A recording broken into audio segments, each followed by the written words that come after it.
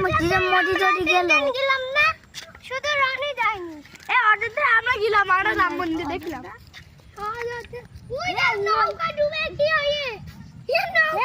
ওই রাম মন্দির না, আচ্ছা একটা রাম মন্দির হয় না এই নতুন নতুন হয়ে, ছোটখাটো দীঘায় একটা বিশাল বড় রাম মন্দির হয়ে, রাম মন্দির ওই নৌকা ডুবে কি হয়ে ওটা ছোট নৌকা।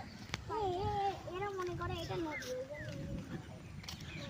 আমাদের দেখা এখান থেকে 25 সালের আগে, অর্থাৎ ওই 2000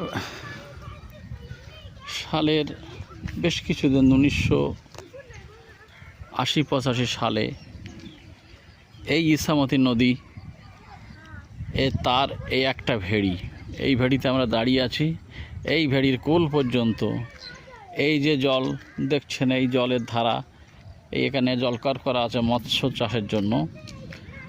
এখান থেকে এই পর্যন্ত আমরা দেখেছি, এবং আমাদের আরও যারা সিনিয়র পূর্বপুরুষরা তারা দেখেছেন, সেটা আমি এরপরেই তার সীমানা আমি দেখাতে চাইছি।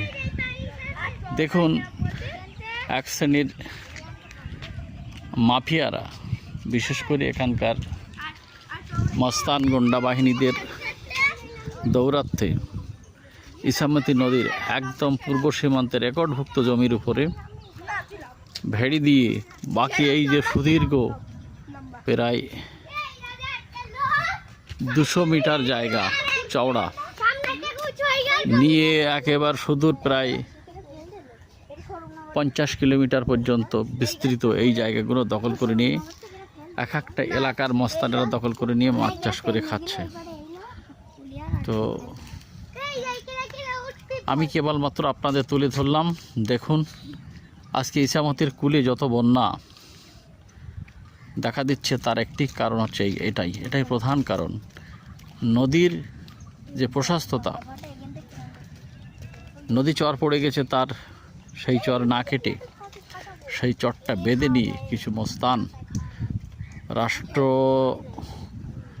আমলাদের সহযোগিতায় এই জিনিস তৈরি হয়েছে, যা আগামী দিনে মানুষের একটা মৃত্যু ফাঁদ।